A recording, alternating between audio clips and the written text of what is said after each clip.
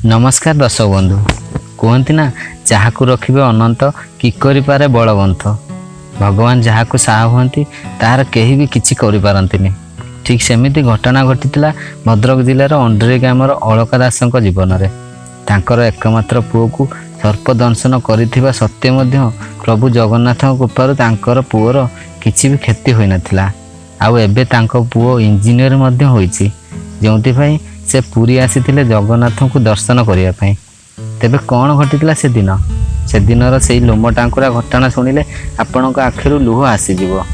तेबे आसतु जानिबा संपूर्ण घटना। अलका दास नुआ करी बाहा होई शाशु घर को आसी थांती।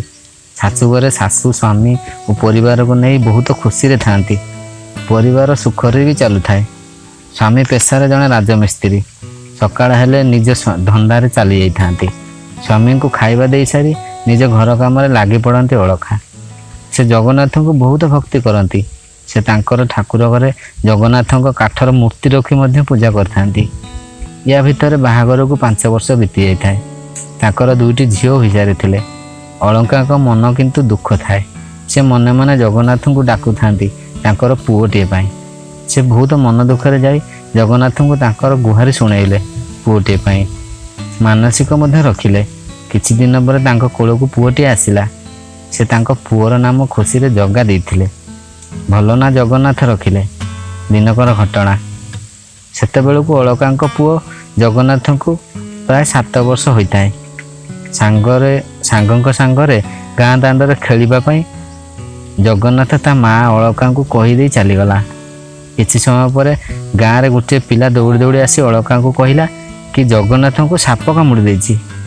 अलका मुंडरे जेमिति वज्र पड़ीगला। तांको पाद तलू माटी खसीगला। कौन करिवे? स्वामी तांकर घरे नांती। कौन करिवे बोली भाबी से तांको पुओ को गाँ लोकंक साहाय्य तांको गाँ रे थिबा जणे गुणिया पाखକୁ नहीं गले झड़ा फुंका पाई। से गुणिया तांको किछि समय झड़ा फुंका करिला परे अलका को कहिले पुओ को नहीं जिबा पाई। घरे आसी पहुँचिला परे देखिले जे पुओर देह आहुरी खराब हेबार लागिछि। से संगे संगे गाँ लोकंक साहाय्य जगन्नाथ को भद्रक मुख्य डाक्तरखाना नहीं आसिले। मेडिकल रे पहुँचला परे डाक्तर जगन्नाथ को इंजेक्शन दे सारा परे अलका को कहले जे तमे पुओ को आनिबारे बहुत डेरी कर दीच। आम हाथ में किछि नाही, एबे केवल जगन्नाथ ही साहा। संगे संगे अलका पाख जगन्नाथ मंदिर को जाई प्रभु जगन्नाथ को बहुत धिक्कार कले। हे जगन्नाथ, यही कौन तुमर लीला? जदि एमिति भाव तमें मो पुओ को छड़े नबार थिला तो मते पुओटी देउथिलो काहेकि?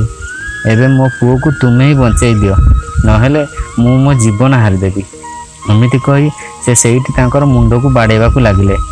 एही समय तांको मोबाइल को कॉल आसिला जे तांको पुओ जगन्नाथ एबे संपूर्ण ठीक हो जाइछि, तार चेता फेरिलानी। से संगे संगे डाक्तरखाना को जाई जे देखिले जे तांकर पुओ जगन्नाथ संपूर्ण ठीक हो जाइछि।